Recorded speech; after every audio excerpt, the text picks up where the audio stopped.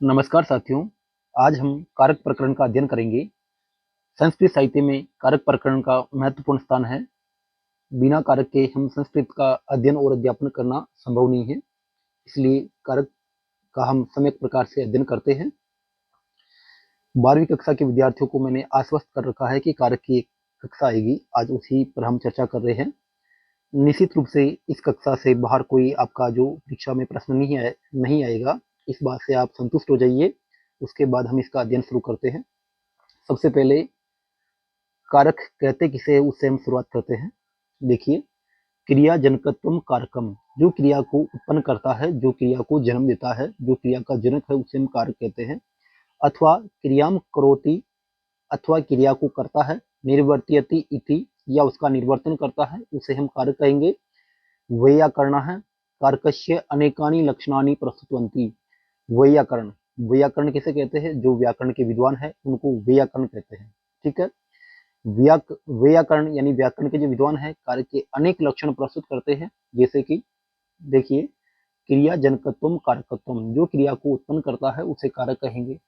क्रिया निष्पादकत्वम कारकत्वम, जो क्रिया का निष्पादन करता है उसे भी हम कारक कहेंगे। क्रियान्वयित्वम कारकत्वम, जो क्रिया का अन्वय करता है, जो क्रिया के साथ में साक्षात संबंध बनाता है, उसको भी हम कारक कहेंगे। एवं इस प्रकार ये क्रियाम संपादयति, जो क्रिया का संपादन करता है, अथवा यस्य क्रियाया से साक्षात परंपराया व संबंधो भवति स कारक इति कथ्यते। क्या कह रहा है? जो क्रिया को करता है, संपादन करता है, वो कारक है। अथवा जिसका जिसका क्रिया के साथ में साक्षात अथवा परंपरा से संबंध होता है, वह भी कारक कहलाता है। यहाँ तक आपने कारकों की परिभाषा समझी सामान्य रूप से। आगे देखिए, संस्कृत व्याकरणे कारकाणि षट् भवन्ति। संस्कृत व्याकरण में कारक 6 है। संस्कृत व्याकरणे षट् कारकाणि भवन्ति, 6 कारक है। यथा जैसे कर्ता कर्म करणम च, कर्ता कर्ता कर्म करणम च, संप्रदानम तथैव च, अपादानाधिकरणम चेत्याहु कारकाणि षट्। क्या कह रहे हैं? कर्ता, कर्म, करण, संप्रदान, अपादान और अधिकरण, ये 6 कारक कहे गए हैं। व्याख्या देखिए इसकी। अर्थात कर्ता, कर्म, करण, संप्रदानम, अपादानम, अधिकरणम, ये 6 ही कारक है। संबोधने प्रथमा विभक्ति एव भवति, संबोधन में जो है वो प्रथमा विभक्ति ही होती है, ऐसा ये कह रहे हैं। अतः अस्य परिगणनम प्रथमायाम एव भवति, अतः इसका परिगणन, इसका किसका? संबोधन का। इसका परिगणन यानी इसकी गणना जो है प्रथमायाम, प्रथमा में, सप्तमी विभक्ति है इसमें, प्रथमा में एव यानी ही भवति में होती है। इसकी जो गणना है, संबोधन की जो गणना है, प्रथमा में ही होती है। संबंध से परिगणना कारकांतर्गते न भवति, संबंध की परिगणना जो है, संबंध जो कि षष्ठी विभक्ति है, उसकी गणना कारक के अंतर्गत नहीं होती है। क्यों नहीं होती है? अस्य इदम कारणम अस्ति, इसका ये कारण है। ये यानी कि संबंध से क्रियाया से साक्षात योग न भवति, संबंध का क्रिया के साथ में साक्षात योग, साक्षात संबंध नहीं होता है। उदाहरण से देखिए आप, देवदत्त है रामस्य पुस्तकम पढ़ती, देवदत्त राम की पुस्तक पढ़ता है। कौन पढ़ता है? देवदत्त। क्या पढ़ता है? राम की पुस्तक। ठीक है। अस्मिन वाक्य, इस वाक्य में देवदत्तस्य, देवदत्त की पठन क्रियाया सह, पठन क्रिया के साथ में योग अस्ति, योग है। ठीक है। इस वाक्य में देवदत्त का पठन क्रिया के साथ में योग है। ठीक है, देवदत्त का है, देवदत्त का पठन क्रिया के साथ में योग है। किंतु रामस्य संबंध न पठन क्रियाया, राम का जो संबंध है वो पठन क्रिया से नहीं है, अपितु पुस्तकेन, पुस्तक से है। ठीक है। देवदत्त का संबंध तो पठन पठन क्रिया से है, किंतु रामस्य जो शब्द है, पद है, उसका पठन क्रिया के साथ में संबंध नहीं है, अपितु पुस्तक पद से उसका संबंध है। ठीक है। और जैसे कि अपन ने परिभाषा पढ़ी थी, क्रिया अन्वयित्वम कारकत्वम, जो क्रिया से अन्वय, जो क्रिया से साक्षात संबंध बनाता है, उसे ही हम कारक कहते हैं। जिसका क्रिया से संबंध नहीं है वो कारक भी नहीं है। तो यहाँ देवदत्त का संबंध बन रहा है, लेकिन रामस्य का संबंध क्रिया से नहीं बन रहा है, अपितु पुस्तक से बन रहा है। तो पुस्तक से अपने लेना देना नहीं है, अपने क्रिया से जो संबंध बनेगा उसी को हम कारक कहेंगे। तो रामस्य पद जो है उसका क्रिया के साथ में संबंध नहीं है, तो ये कारक भी नहीं है। ये बात आप ध्यान रखेंगे। अतः राम शब्दे विद्यमानाया षष्ठी विभक्त्या अर्थः संबंध कारक रूपेण न गृह्यते, इसलिए राम शब्द में विद्यमान षष्ठी विभक्ति का अर्थ संबंध कारक के रूप में ग्रहण नहीं किया जाता है। अतएव इसलिए इदम सिद्धम अस्ति, यह सिद्ध है कि षष्ट्या कारकत्वम न अस्ति, षष्ठी जो है वो कारक नहीं है, षष्ठी को हम कारक नहीं मानेंगे। ठीक है, यहाँ तक आपने कारकों को सामान्य रूप से समझा है। अब हम प्रत्येक कारक का विस्तार से अध्ययन करते हैं। तो आइए प्रथमा से शुरुआत करते हैं। कर्तृकारकम, कर्तृकारकम कर्ता कारक, कर्तृकारकम यानी कर्ता कारक। देखिए, कर्तृकारकम प्रथमा विभक्ति, कर्ता कारक में कौन सी विभक्ति होती है? प्रथमा विभक्ति होती है। ये तो आप समझ लीजिए। ये क्रिया या करने स्वतंत्र भवती, जो क्रिया के करने में स्वतंत्र होता है, स कर्ता इति कथ्यते, उसको कर्ता कहते हैं। ठीक है, जो या क्रिया, क्रिया समझिए इसको, क्रिया या जो क्रिया को करने में स्वतंत्र होता है उसे हम कर्ता कहते हैं। एक सूत्र भी आता है, स्वतंत्र है कर्ता, जो स्वतंत्र होता है उसको कर्ता कहते हैं। स्वतंत्र किसमें? तो इसकी व्याख्या देखिए आप, जो क्रिया को करने में स्वतंत्र होता है, जो काम को करे या नहीं करे उसकी मर्जी है। ठीक है, स्वतंत्र प्रकार से जो क्रिया को करता है वो कर्ता कहलाता है। स्वतंत्र है कर्ता, इस सूत्र से इसमें प्रथमा विभक्ति होती है। उक्त कर्तृ च प्रथमा विभक्ति होती, उक्त कर्ता में प्रथमा विभक्ति होती है। अब ये उक्त क्या होता है ये भी मैं समझूंगा आपको। उक्त का आशय है उक्त, उक्त को आप समझे प्रधान, उक्त बराबर, उक्त को आप प्रधान भी कह सकते हैं। ठीक है, अब ये उक्त क्या है प्रधान क्या है, यहाँ आपको कंफ्यूजन हो सकता है, लेकिन रखना नहीं है। देखो, उक्त या प्रधान उसे कहेंगे जिसके अनुसार क्रिया चल रही होगी। ठीक है, क्रिया में जिस मतलब जो पूरा वाक्य है उसमें जिसका बोलबाला होगा, जिसका अस्तित्व होगा, या यूं कहे जिसके अनुसार क्रिया चल रही होगी, उसको आप प्रधान कहोगे। जैसे राम है पढ़ती, ठीक है, तो ये राम है यहाँ पे उक्त है, क्योंकि ये राम है जो है ये इस वाक्य का कर्ता है। ठीक है, और इसके अनुसार ही ये क्रिया आई है। इसके अनुसार कैसे? ये राम जो है आपका प्रथम पुरुष का कर्ता है और एक वचन है, तो क्रिया भी आपकी प्रथम पुरुष एक वचन आई है। ये ध्यान देने वाली बात है, इसी को यहाँ उक्त कहते हैं। ठीक है, यहाँ तक आपको समझ में आया होगा। अब देखिए, अब इसके सूत्र देखते हैं। साथियों, आगे बढ़ने से पहले आपको समझा दूं मैं कि जो कारक प्रकरण है ये दो प्रकार से बटा होता है। एक तो है विभक्ति कारक, एक है उपपद विभक्ति कारक। ठीक है, विभक्ति कारक में क्या होगा? विभक्ति कारक उसे कहेंगे जो अर्थ के अनुसार विभक्ति बनेगी और अर्थ के अनुसार कारक बनेगा। ठीक है, और कारक के अनुसार विभक्ति लगेगी, वो आपका विभक्ति कारक है। ठीक है, कहने का अर्थ ये है कि अर्थ के अनुसार जो बनेगा वो विभक्ति कारक है। जैसे किसी में मैं आ गया तो उसमें आप सप्तमी विभक्ति करोगे। ठीक है, किसी में से आ गया तो उसमें आप कर्ण या अपादान करोगे। किसी में के लिए आ गया, जैसे पढ़ने के लिए, जहाँ के लिए आ जाता है वो कौन सी विभक्ति है? फिर चतुर्थी विभक्ति है। और कौन सा कारक है? संप्रदान कारक है। ठीक है, इस तरह से जो अपन करते हैं वो कौन, उस कारक को विभक्ति कारक कहते हैं। विभक्ति के आधार पर अपन कारक का निर्धारण जो करते हैं वो विभक्ति कारक है।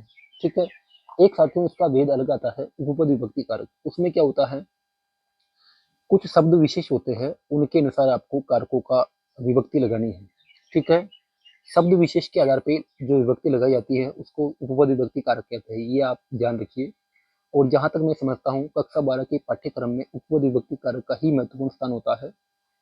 शब्द विशेष के आधार पर आपको विभक्ति का निर्धारण करना होता है, तो उसी पर हम ज्यादा ध्यान केंद्रित करेंगे और आगे बढ़ते हैं। चलिए शुरुआत करते हैं अपन। ठीक है, पहला सूत्र देखिए आप, प्रातिपदिकार्थ, प्रातिपदिकार्थ लिंग परिमाण वचन मात्रे प्रथमा, ये सूत्र है, प्रथम विभक्ति का महत्वपूर्ण सूत्र है, इसको आप एक बार समझे। प्रातिपदिकार्थ लिंग परिमाण वचन मात्रे प्रथमा। ठीक है, इसकी व्याख्या देखिए आप। वैसे इसका अर्थ तो ये है कि प्रातिपदिकार्थ, प्रातिपदिक अर्थ में, लिंग में, परिमाण में और वचन मात्र में प्रथमा विभक्ति का प्रयोग होता है। ये तो इसका सामान्य अर्थ हुआ। इसको एक बार इसकी व्याख्या देखते हैं। ये पाणिनीय सूत्र है। पाणिनीय सूत्र शुरू हो गए। प्रातिपदिकार्थ मात्रे, प्रातिपदिक अर्थ, प्रातिपदिक के अर्थ मात्र में। ठीक है, ये मात्रे शब्द जो है ये सबके साथ आएगा, क्योंकि देखो एक शब्द में ये पूरा एक पद है। ठीक है, पूरा एक पद है, अंत में मात्रे लगा हुआ है, तो ये मात्रे सबके साथ में आएगा। ठीक है, जितने भी सारे शब्द है सबके साथ में मात्रा है, जैसे प्रातिपदिक, कार्थ मात्रे, लिंग मात्रे, परिमाण मात्रे, वचन मात्रे, इस तरह से। प्रातिपदिकार्थ मात्रे लिंग मात्राधिक्ये परिमाण मात्रे और वचन मात्रे च प्रथम विभक्ति भवति। ये बात अपन कर चुके कि प्रातिपदिक लिंग परिमाण और वचन मात्रा में प्रथम विभक्ति का प्रयोग होता है। सार्थक शब्द स्वरूपम प्रातिपदिकम कथ्यते। अब आपके दिमाग में सवाल ये आता है कि प्रातिपदिक कहेंगे किसे, तो ये कह रहा है सार्थक शब्द रूप स्वरूपम, सार्थक शब्द के स्वरूप को, सार्थक शब्द स्वरूप को प्रातिपदिक कहते हैं। कहने का अर्थ ये है कि मूल जो शब्द है, मूल शब्द को प्रातिपदिक कहते हैं। ठीक है, मूल शब्द, जैसे कि एक शब्द है राम। अब राम है, इसके रूप बहुत सारे बनते हैं, रामायण बनते हैं, रामाभ्याम बनता है, रामस्य बनता है, लेकिन ये जो राम पद है ये आपका प्रातिपदिक है। ठीक है, जो मूल होता है उसको हम प्रातिपदिक कह सकते हैं। जैसे पठ, ये पठ आपका प्रातिपदिक है। अब पठती इत्यादि रूप बनते हैं, वो प्रातिपदिक नहीं है, ध्यान देने वाली बात है। हालांकि ये पठ तो धातु है, ये तो शब्द है ही नहीं। ठीक है, शब्दों की हम बात करेंगे तो राम है इत्यादि और भी कही है, तो वो सारी क्या है, प्रातिपदिक है। ठीक है, ये बात आपकी समझने वाली है। यस्य प्रातिपदिकस्य उच्चारण मात्रेण कस्यापि नियतस्य निश्चितस्य व अर्थस्य ज्ञानं भवति अशो प्रातिपदिकार्थ कथ्यते। देखो, अपने पढ़ा प्रातिपदिक किसे कहते हैं, तो प्रातिपदिक तो जो मूल शब्द होते हैं उनको कहते हैं। अब प्रातिपदिक का जो अर्थ होता है, प्रातिपदिकार्थ की बात हो रही है। यस्य प्रातिपदिकस्य, जिस प्रातिपदिक का उच्चारण मात्र से कस्यापि नियतस्य निश्चितस्य वा किसी भी नियत या निश्चित का अर्थस्य ज्ञानं भवति, अर्थ का ज्ञान होता है, असो प्रातिपदिकार्थ कथ्यते, उसी को हम प्रातिपदिकार्थ कहते हैं। देखो, प्रातिपदिक तो मूल शब्द को प्रातिपदिक कहते हैं, लेकिन जिसके उच्चारण मात्र से किसी निश्चित अर्थ का ज्ञान होता है, अर्थ का ज्ञान होना ही प्रातिपदिकार्थ कहलाता है। ठीक है, ये आप समझ चुके। उदाहरण के लिए देखिए, प्रातिपदिकार्थ मात्रे, प्रातिपदिकार्थ मात्र में इसको हम कैसे समझेंगे, जैसे कृष्ण है। अब कृष्ण है ये पद बोलने से हमें कृष्ण का ज्ञान हो रहा है। ठीक है, श्री ज्ञानम, ये जो मूल पद है इनको हम उच्चारण मात्र से ही इनका ज्ञान हो रहा है, इनके अर्थ का ज्ञान हो रहा है, तो ये प्रातिपदिकार्थ है। लिंग मात्र से आधिक्य, लिंग मात्र के आधिक्य में भी प्रातिपदिक का लिंग मात्र का जो अधिक्य है उसमें भी प्रथमा का प्रयोग होता है। ठीक है, इससे पहले आपको एक चीज समझ लेनी है, लिंग मात्र का अधिक्य है उसको समझने से पहले अपने को समझ लेना है पदों के तीन प्रकार होते हैं। एक तो होता है नियत लिंगी, नियत लिंगी, नियत लिंग। ठीक है, एक तो होता है नियत लिंग, एक होता है अनियत लिंग, अनियत लिंग जिनका लिंग फिक्स नहीं होता है। ठीक है, नियत लिंग, अनियत लिंग, और एक और होता है, एक होता है अलिंग। ठीक है, देखिए, एक तो होता है नियत लिंग, यानी कि जिनका लिंग नियत होता है, फिक्स होता है, निश्चित होता है, वो नियत लिंग हो गया। एक हो गया अनियत लिंग, जिसका लिंग निश्चित नहीं है, जिसका लिंग आप ज्ञात नहीं कर सकते, वो अनियत लिंग हो गया। और एक हो गया अलिंग, जिसका कोई लिंग होता ही नहीं। ठीक है, तो आप नियत लिंग को तो छोड़, जैसे कृष्ण है, इसको पढ़ने से ही ज्ञात हो रहा है कि ये पुल्लिंग है। ठीक है, श्री, इसको पढ़ने से ही ज्ञात हो रहा है कि ये स्त्रीलिंग है। ज्ञानम, इसको पढ़ने से ही ज्ञात हो रहा है कि नपुंसक लिंग है, तो ये नियत लिंग की श्रेणी में आएंगे। ठीक है, एक है अलिंग, जिसका लिंग ही नहीं होता, जैसे कि अवयव शब्द है वो अलिंग है, उनका हमें ज्ञात ही नहीं हो पा रहा। ठीक है, तो वो भी स्पष्ट है। ठीक है, एक होता है अनियत लिंग, जिसका अपन निश्चित नहीं कर सकते हैं, तो उसी के लिए ये चीज आती है, लिंग मात्राधिक्य जो है उसी के लिए है, जिनका हम लिंग निर्धारित नहीं कर सकते हैं। वो लिंग होता तो है लेकिन अपन उसका निश्चय नहीं कर पाते हैं, तो वो अनियत लिंग। अनियत लिंग के लिए ही लिंग मात्र अधिक्य का जो प्रयोग हुआ, लिंग मात्र का जो मतलब है वो अनियत लिंग के लिए ही आया, ये बात आप ध्यान देंगे। ठीक है, तो देखिए आप, लिंग मात्र अधिक्य, लिंग मात्र के अधिक्य में भी प्रथमा का प्रयोग होता है, जैसे तट है। अब आप यहाँ समझने की कोशिश करिए, तट जो पद है, तट जो पद है, अब इसमें लिंग का संशय है, इसमें लिंग का निर्धारण कर पाना थोड़ा मुश्किल है। क्यों? क्योंकि तट है ये पुल्लिंग बन गया है, तटी ये स्त्रीलिंग बन गया, तटम ये नपुंसक लिंग बन गया। देखो, एक ही पद में तीनों लिंगों का आपको ज्ञान हो रहा है, तीनों लिंग आपको देखने को मिल रहे हैं, तो यहाँ आप निश्चय नहीं कर पा रहे कि तट पुल्लिंग है कि स्त्रीलिंग है कि नपुंसक लिंग है। ये प्रयोग के आधार पे आपको ज्ञात होगा। तो यहाँ पे लिंग मात्र में, ऐसे लिंग मात्र में भी प्रथमा का प्रयोग होता है, ये बात आप ध्यान देंगे। जहाँ संशयास्पद है, जो पद संशयास्पद है वहां लिंग मात्र का निर्धारण करने में प्रथमा का प्रयोग होता है। ये बात आप ध्यान देंगे। जो अपन 3 लिंग अभी पढ़े थे, नियत लिंग, अनियत लिंग और अलिंग, तो उस अनियत लिंग की यहाँ बात हो रही है। ठीक है। परिमाण मात्रे प्रथमा, परिमाण मात्र में भी प्रथमा विभक्ति का प्रयोग होता है। परिमाण का अर्थ क्या होता है पहले तो ये समझिए आप। परिमाण यानी मात्रा, परिमाण यानी परिमाण बराबर मात्रा। जहां मात्रा का ज्ञान होता हो वहां भी प्रथमा का प्रयोग होता है। ये बात आप ध्यान रखिए। जैसे कि द्रोणो व्रीहि, द्रोणो व्रीहि। अब द्रोण क्या है? द्रोण एक नाप है। ठीक है। व्रीहि यानी चवल। द्रोणो व्रीहि का अर्थ हुआ द्रोण भर चावल। ठीक है। व्रीहि का अर्थ हो गया चावल। चावल कितने? द्रोण भर। जैसे अपन गांव में रहते हैं, एक सामान्य सा व्यापार करते हैं, किसी से कुछ भी जो घरेलू खाद्य सामग्री खत्म हो जाती है तो अपन बोलते हैं कि इतना सा भर के दे दो, गिलास भर के चावल दे दो, कुछ भी। ठीक है। तो वो एक माप हो गया, वापस हम उनको उतना ही भर के लौटा देते हैं। तो ऐसे ही पहले रहा होगा, पाणिनि के समय रहा होगा, द्रोणो व्रीहि, चावल का एक नाप रहा होगा। द्रोण एक पात्र है, तो द्रोणो व्रीहि का अर्थ हो गया द्रोण भर करके चावल। ठीक है। तो ये एक नाप का काम कर रहा है, मात्रा का काम कर रहा है। तो इस तरह से ये मात्रा का जहाँ ज्ञान हो वहां भी प्रथमा विभक्ति का प्रयोग होता है। यहाँ द्रोणों पद से प्रथमा विभक्ति का निर्धारण हुआ है। वचन मात्र प्रथमा, जहाँ वचन का ज्ञान हो रहा हो वहां भी प्रथमा का प्रयोग होता है। एक है, द्वौ, बहु, बहव।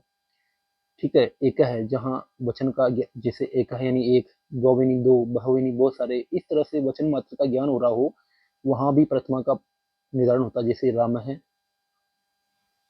रामाऊ, सॉरी यहाँ ये नहीं आएगा, रामा है, इस तरह से। ठीक है। देखो, एक है, दो, बहु। अब ये राम है आगे, यहाँ एक वचन अपने को देखने को मिल रहा है, रामाऊ द्विवचन है, वो रामा बहुवचन है। ठीक है। इस तरह से एक वचन, द्विवचन और बहुवचन, इस तरह का वचन ज्ञान होना भी प्रथमा का ही निर्धारण है। ठीक है। प्रथमा विभक्ति के लिए आता है। और देखिए आप कुछ, कर्म वाच्य से कर्म वाच्य के कर्मणि यानी कर्म में प्रथमा विभक्ति होती, कर्म वाच्य के कर्म में भी प्रथमा विभक्ति होती है।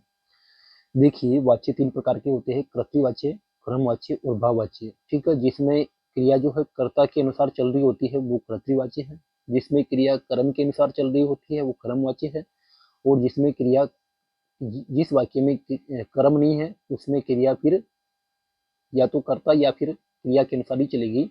तो कर्ता के अनुसार न चल के क्रिया के अनुसार चलती है वो भाववाच्य कहलाता है।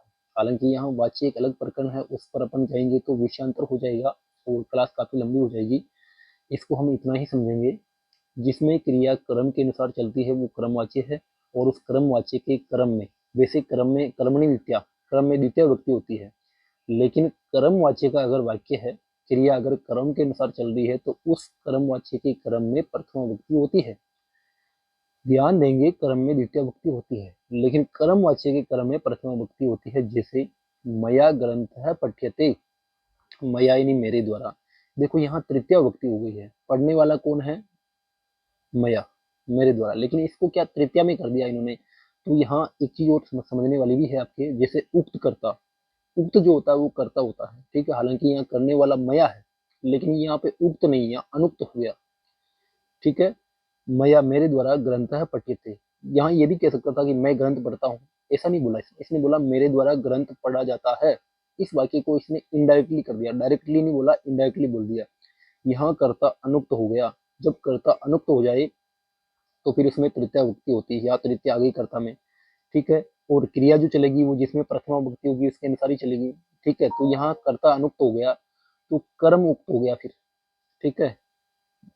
यहाँ ये वाक्य ऐसे होता, अहम ग्रंथम पठती, पठामी, सॉरी, अहम ग्रंथम पठामी, ऐसा आएगा। ठीक है। तो ये ग्रंथ क्या हुआ? ये कर्म है फिर। लेकिन यहाँ मया ग्रंथ है पठ्यते, मेरे द्वारा ग्रंथ पढ़ा जाता है। तो यहाँ ये ग्रंथ जो पद है इसमें क्या हो गया? इसमें आपका प्रथमा विभक्ति हो गया। क्यों? क्योंकि ये कर्मवाची का वाक्य है। कर्मवाची का वाक्य की क्या पहचान है? कर्ता में तृतीया विभक्ति होगी। देखिए आप, कर्ता में तृतीया विभक्ति है। ठीक है। कर्म में प्रथमा होगी, और क्रिया जो चलेगी वो क्रम के अनुसार चलेगी। क्यों चलेगी? क्योंकि क्रम में प्रथमा है। ये चीज आपको समझने वाली है। ठीक है। आगे देखिए आप,